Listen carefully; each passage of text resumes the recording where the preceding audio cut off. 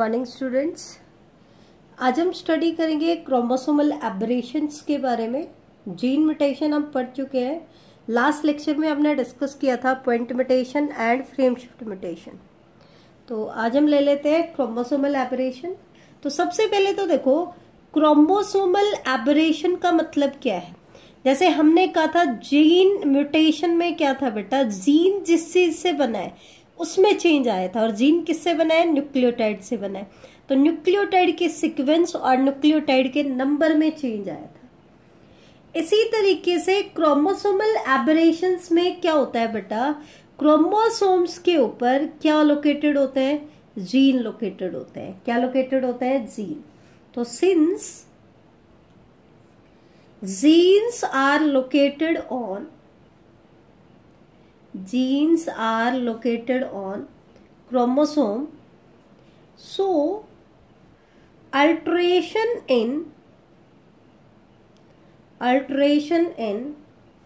chromosome results in abnormalities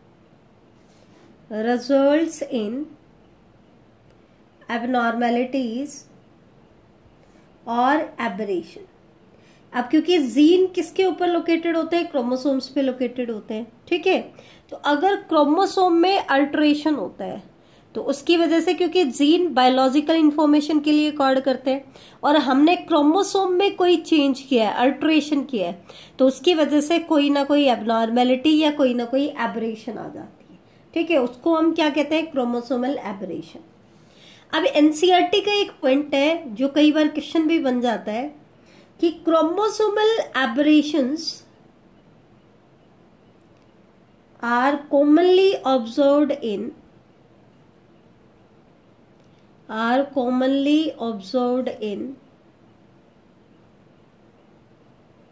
cancerous cell. कि जो आपकी क्रोमोसोमल ऑब्जर्वेशंस होती हैं वो कॉमनली कैसी सेल्स में हमें देखने को मिलती है?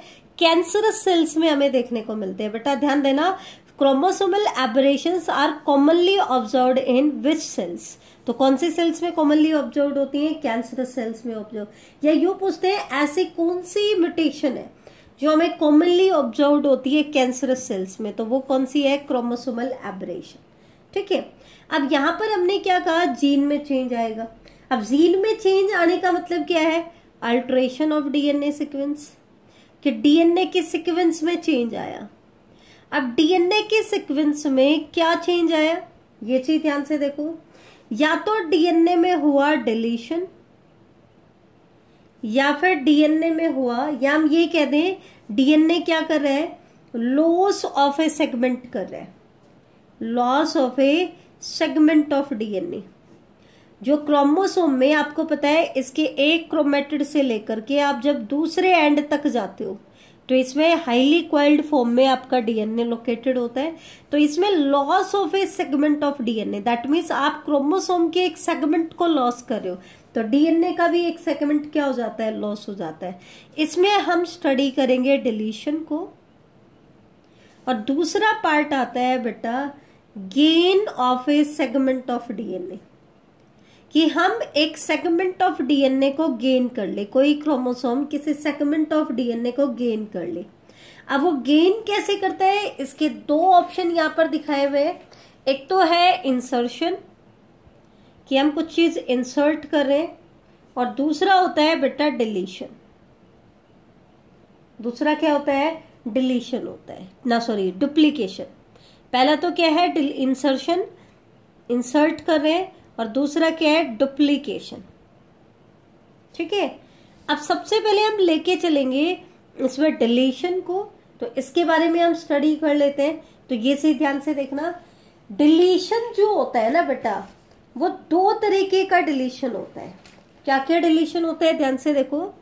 डिलीशन को हम फर्दर दो कैटेगरी में डिवाइड करते हैं। या तो डिलीशन हो टर्मिनल डिलीशन, मतलब डीएनए के एक एंड पे कट लगे, टर्मिनल डिलीशन हो रहा है, क्रोमोसोम के एक एंड पे कट लग रहे हैं। ठीक है, या फिर होता है इंटर कैलोरी डिलीशन, मतलब बीच का कोई सेगमेंट क्या हो रहा है? लॉस हो रहा है। Inter calorie deletion. ठीक है, तो टर्मिनल डिलीशन में तो क्या होता है या तो एक एंड से आपका सेगमेंट लॉस होता है या फिर बोथ एंड से सेगमेंट आपका लॉस हो जाता है, लेकिन एंड से ही सेगमेंट लॉस होता है, डिलीट होता है।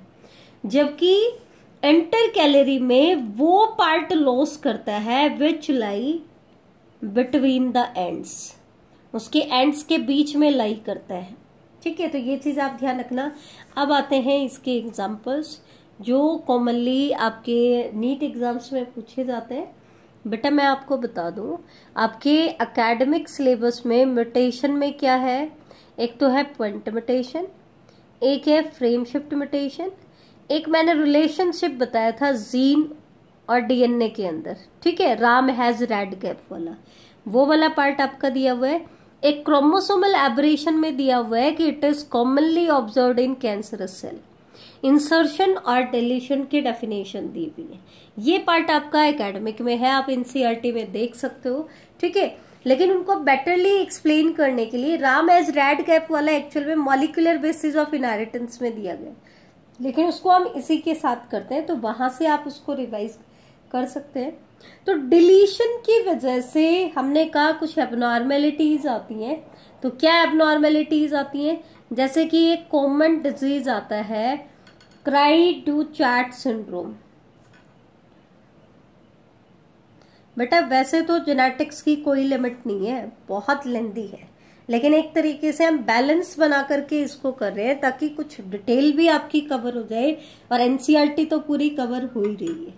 तो क्राई-डू-चैट सिंड्रोम में क्या होता है, ये क्यों होता है, सबसे पहली चीज तो ये होती है। तो ये क्यों होता है, ये होता है बेटा टर्मिनल डिलीशन की वजह से। एंड से डिलीशन हो रहा है, लेकिन टर्मिनल डिलीशन किसका हो रहा है, इसका जो 5th क्रोमोसोम है, कौन सा क्रोमोसोम, 5th क्रोमोसोम की शॉर्ट आर्म से डिलीशन होता है। बेटा ये डिजीज किस में होता है, ह्यूमन में होता है। आपको पता है ह्यूमन में 23 पेयर ऑफ क्रोमोसोम है, तो जो 5th क्रोमोसोमल पेयर है उसमें, क्योंकि आपको पता है सेंट्रोमियर की पोजीशन जरूरी नहीं है कि वो कहाँ हो, सेंटर में हो सकता है, एक तरफ आर्म छोटी हो और एक तरफ क्या हो, बड़ी हो। तो इसमें जो शॉर्ट आर्म है उसके टर्मिनल एंड से डिलीशन हो जाता है। ठीक है, तो इस डिलीशन की वजह से कौन सा डिसऑर्डर हो जाता है, क्राई-डू-चैट सिंड्रोम। ध्यान रखना, cry-do-chat syndrome chromosome number 5th की शॉर्ट आर्म के टर्मिनल डिलीशन से होता है। ऐसे ही एक डिजीज होता है ड्रोसोफिला में, notched wing margin and Drosophila, notched wing margin and Drosophila. ये जो डिसऑर्डर है ये भी डिलीशन की वजह से होता है, और यहां पे डिलीशन किस में हो रहा है बेटा, क्योंकि ड्रोसोफिला में हम पहले पढ़ चुके हैं सेक्स का इफेक्ट पड़ता है, एक्स क्रोमोसोम और वाई क्रोमोसोम इसमें होते हैं। तो इसमें क्या होता है, एक्स क्रोमोसोम का एक सेगमेंट जो है वो डिलीट हो जाता है, और उसके डिलीशन की वजह से कौन सा डिजीज हो जाता है ड्रोसोफिला में, नॉच्ड विंग मार्जिन हो जाती है। ठीक है, तो ये तो था, हमने स्टडी किया डिलीशन के बारे में। अब हम लेंगे डुप्लीकेशन। ठीक है, इंसर्शन में हम पहले ही कर चुके हैं, राम एज रेड कैप का हम इंसर्शन करके बता चुके हैं। तो डुप्लीकेशन में देखो, और एक हम पढ़ेंगे ट्रांसलोकेशन। ठीक है, तो डुप्लीकेशन में क्या है वो देख लो। डुप्लीकेशन में नाम से ही पता चल रहा है कि इसमें होता तो क्या है, एडिशन मतलब इंसर्शन ही है, लेकिन इस इंसर्शन की वजह से हमने बेटा इंसर्शन की ही 2 टाइप्स बताई थी, डुप्लीकेशन एंड ट्रांसलोकेशन। आपको याद हो तो इंसर्शन में ही हम 2 कैटेगरी पढ़ते हैं, डुप्लीकेशन एंड ट्रांसलोकेशन। कि इंसर्शन होता है तो कैसे होता है, तो इंसर्शन की ही 2 टाइप्स हमारे पास है। एक तो है डुप्लीकेशन जो हमने अभी लिया है, और दूसरा हम आगे पढ़ेंगे ट्रांसलोकेशन। तो डुप्लीकेशन का मतलब क्या है कि कोई चीज हम इंसर्ट कर रहे हैं, लेकिन इंसर्शन के बाद वो चीज डबल हो जाती है, डुप्लीकेट हो जाती है। तो that means sometime a segment of chromosome a segment of chromosome break and gets attached to its homologous chromosome.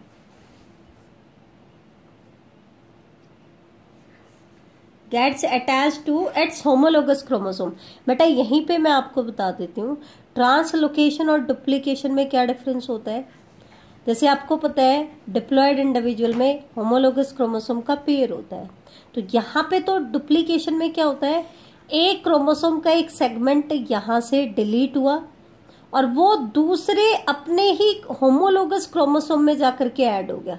तो क्योंकि दोनों क्रोमोसोम पे जीन सेम है तो वो वहां जाकर के ऐड हो गया, तो उस वाले सेगमेंट में क्या हो गया, डुप्लीकेशन हो गया।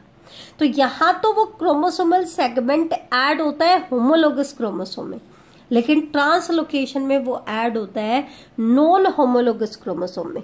ये दोनों में डिफरेंस होता है, ठीक है। तो यहाँ पे वो ऐड कहाँ पे होगा, होमोलोगस क्रोमोसोम में। अब वो होमोलोगस क्रोमोसोम में कैसे ऐड होता है और उसके बाद क्या सिचुएशन आती है, उसके बेसिस पर हम डुप्लीकेशन को फर्दर 3 टाइप्स में डिवाइड करेंगे। कौन कौन से टाइप्स हैं? पहली टाइप है टेंडम डुप्लीकेशन। टेंडम का मतलब होता है कोई चीज लगातार आए, लगातार रिपीट हो रही है, तो उसको हम कहते हैं टेंडम डुप्लीकेशन। दूसरी कैटेगरी है रिवर्स टेंडम। रिवर्स टेंडम का मतलब है कि जो चीज डुप्लीकेट हो रही है ना, वो आ तो रही है उसी के बाद ही, लेकिन पोजीशन क्या होगी, उल्टी होगी। और एक होगी डिस्प्लेस्ड डुप्लीकेशन, मतलब वो चीज जा तो रही है होमोलोगस क्रोमोसोम में ही, लेकिन अपनी ओरिजिनल पोजीशन पे नहीं जा रही है, तो वो टेंडम रिपीट्स नहीं बना रहा है। क्या नहीं बना रहा है, टेंडम रिपीट्स नहीं बना रहा है, किसी और पोजीशन पे जाकर के अटैच हो रहा है। अब मैं इसको आपको एक डायग्राम की हेल्प से शो कर देती हूँ। मान लो जो आपका डुप्लीकेटेड सेगमेंट है, मतलब जो ऐड होना है, ये एक क्रोमोसोम का सेगमेंट है जो अपने होमोलोगस क्रोमोसोम पे अटैच होगा, और इसमें मैं जीन दिखा रही हूँ ABCD। क्या दिखा रही हूँ, ABCD, ठीक है। और जिस क्रोमोसोम के ऊपर ये ऐड होगा उसकी सीक्वेंस भी मैं आपको बता देती हूँ, ध्यान से देखो। ABCDEFGH, हम मान लेते हैं कि इस क्रोमोसोम पे ये जीन लोकेटेड होता है। ये भी इसका पूरा होमोलोगस क्रोमोसोम था, लेकिन उसका सिर्फ ये सेगमेंट इसमें इंसर्ट होगा अपने होमोलोगस क्रोमोसोम में। अब ये इंसर्ट कैसे होता है, उसके बेसिस पर हम इसको कैटेगराइज करेंगे। टेंडम रिपीट में क्या होता है बेटा, ध्यान से देखना। टेंडम रिपीट में क्या होगा, ABCD,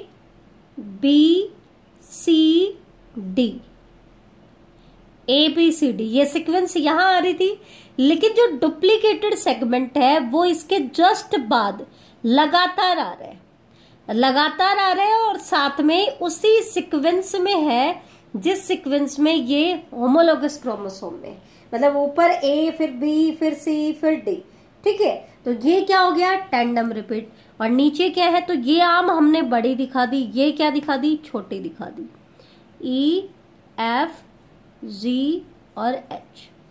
रिवर्स टेंडम में क्या होता है बेटा कि ये सीक्वेंस लगेगी कहां पे, जहां ऐड होनी चाहिए, जहां उसकी ओरिजिनल सीक्वेंस है, लेकिन ओरिजिनल सीक्वेंस के बाद अपोजिट पोजीशन में लगती है। जैसे कि यहां क्या है, ABCD, अब आना तो क्या चाहिए था, ABCD, लेकिन पोजीशन रिवर्स होगी, सेगमेंट उल्टा होकर के लगा है, तो सीक्वेंस क्या हो जाएगी, DCBA। तो अगर ऐसा हो जाता है तो ये सीक्वेंस कहलाती है टेंडम रिपीट, ठीक है। बाकी दूसरी आर्म वाले पे कोई इफेक्ट नहीं आ रहा। तो यहाँ पे तो डुप्लीकेटेड सेगमेंट जो है it gets inserted immediately after the original segment. ये हमारा ओरिजिनल सेगमेंट है, इसके जस्ट बाद इंसर्ट हो गया। और यहाँ पे क्या है, इंसर्ट तो हो रहा है next to the normal segment, लेकिन but in reverse order. Order क्या हो गया है, रिवर्स हो गया। और डिस्प्लेस्ड में क्या होता है बेटा, ओरिजिनल सेगमेंट के बाद ऐड नहीं होता, किसी और पोजीशन पे ऐड होता है। देखो जैसे ये है ए बी सी डी, ठीक है, उसके बाद ई एफ, और इसके बाद आपका क्या ऐड हो जाए बेटा, A B C D add हो जाए, ठीक है। तो ये चीज ध्यान रखना, ये क्या कहलाता है बेटा, ई एफ, ये हमने ऐड कर दिया ए बी सी और डी, और इसके बाद आपका आ गया जी और एच, ठीक है। तो हो तो रहा है होमोलोगस क्रोमोसोम में, लेकिन उसकी ओरिजिनल जो साइट है उससे अवे ऐड हो रहा है। तो ये क्या कहलाता है बेटा, ये कहलाता है डिस्प्लेस्ड डुप्लीकेशन। क्या कहलाएगा, डिस्प्लेस्ड डुप्लीकेशन। नोट्स में बेटा ए स्किप रह गया है, ए लिखना भूल गई हूं, उसको आप ऐड कर लेना, ठीक है। अब आ जाओ डुप्लीकेशन के फायदे क्या है, ये चीज और देख लो। तो डुप्लीकेशन क्या करता है बेटा, डुप्लीकेशन इंक्रीज जेनेटिक रिडंडेंसी। अब जेनेटिक रिडंडेंसी क्या होती है, जैसे इस वाले क्रोमोसोम में ए जीन कितनी बार आ रहा है, 2 बार आ रहा है। बी जीन कितनी बार आ रहा है, 2 बार। सी जीन कितनी बार आ रहा है, 2 बार। डी जीन कितनी बार आ रहा है, 2 बार। तो यहाँ पे जब डुप्लीकेशन होता है तो इसके केस में 2 या 2 से ज्यादा जीन ऐसे होते हैं जो सेम फंक्शन करते हैं। जैसे ये और ये सेम फंक्शन कर रहे हैं, ये और ये भी क्या कर रहे हैं, सेम फंक्शन कर रहे हैं। तो ये कहलाती है बेटा जेनेटिक रिडंडेंसी, ठीक है। तो इसका तो क्या है, सेम फंक्शन कर रहा है, तो ऑप्शन रहता है बाई चांस एक जीन में म्यूटेशन हो जाए तो दूसरा जीन क्या कर लेता है, नॉर्मली बिहेव कर लेता है। लेकिन कई बार क्या होता है, some time duplication have deleterious effect. Some time duplication have deleterious effect. कई बार डुप्लीकेशन के गलत इफेक्ट आते हैं, जैसे कि हमने देखा ड्रोसोफिला के केस में। ड्रोसोफिला में अगर बी जीन, कौन सा gene, B gene, B gene जो कि नॉर्मल आई के लिए कोड करता है, किसके लिए कोड करता है, नॉर्मल आई के लिए। अगर ये बी जीन, ये लोकेटेड होता है बेटा एक्स क्रोमोसोम पे, तो अगर ये बी जीन डुप्लीकेट हो जाते हैं तो फिर उस ड्रोसोफिला की आई नॉर्मल नहीं रहती हैं, वो कैसी हो जाती हैं, बार आई हो जाती हैं। कैसी हो जाती हैं, bar eye. Bar eye means eye become smaller, उनकी आई क्या हो जाती है, स्मॉलर हो जाती है, आई बिकम स्मॉलर। तो यहां पर हमने क्या देखा कि हालांकि डुप्लीकेशन जो है बहुत केसेस में हमने देखा है कि जेनेटिक रिडंडेंसी को इंट्रोड्यूस कराते हैं, तो बेनिफिट ही होते हैं, ठीक है। लेकिन कई बार इसके डिलीटेरियस इफेक्ट भी देखने को मिलते हैं, जैसे कि हमने ड्रोसोफिला के केस में नॉर्मल आई के जीन के केस में देखा। तो ये था बेटा डुप्लीकेशन के बारे में। अब हम थोड़ा सा देख लेते हैं ट्रांसलोकेशन। तो ट्रांसलोकेशन जैसा कि हमने अभी डिस्कस भी किया था कि है तो ये क्या, इंसर्शन ही, लेकिन इसमें किसी क्रोमोसोम का जो सेपरेटेड सेगमेंट है, जो सेपरेटेड सेगमेंट है वो उसी के होमोलोगस क्रोमोसोम पे जाने की बजाय नॉन होमोलोगस क्रोमोसोम पे जाकर के अटैच हो जाता है। नॉन होमोलोगस क्रोमोसोम पे जाकर के अटैच हो जाता है, तो वो क्या कहलाता है, ट्रांसलोकेशन कहलाता है। अब ट्रांसलोकेशन 2 टाइप का है। कौन कौन सी टाइप है, एक तो है सिंपल ट्रांसलोकेशन और एक होता है रेसिप्रोकल ट्रांसलोकेशन। सिंपल ट्रांसलोकेशन क्या होता है भाई, एक क्रोमोसोम तो डिलीशन शो करे, 1 क्रोमोसोम तो क्या शो करे, डिलीशन। उसने तो अपना सेगमेंट डिलीट कर दिया, और जो उसका नॉन होमोलोगस क्रोमोसोम है ना, वो इंसर्शन शो करे। वो क्या शो करे, इंसर्शन को शो करे। जैसे कि ध्यान से देखना, मैं डायग्राम बना के आपको दिखा देती हूँ ताकि आपको अच्छे से समझ आ जाए। तो ध्यान से देखना बेटा, जैसे मान लो ये हमारा क्रोमोसोम है, क्योंकि इस बार नॉन होमोलोगस क्रोमोसोम है तो जीन सेम नहीं दिखाने, ABCD EFG और H, ठीक है। और इसका नॉन होमोलोगस क्रोमोसोम पे हम जीन दिखा रहे हैं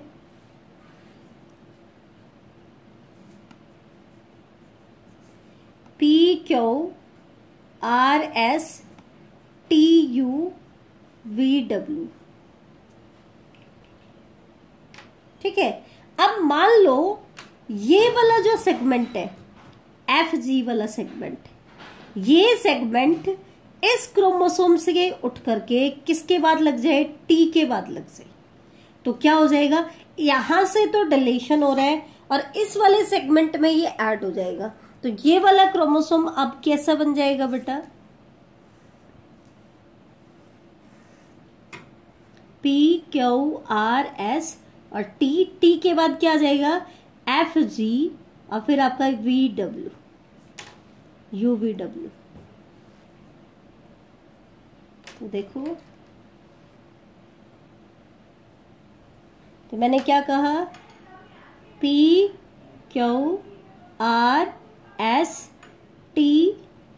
इसके बाद FG, फिर उसके बाद UV और W।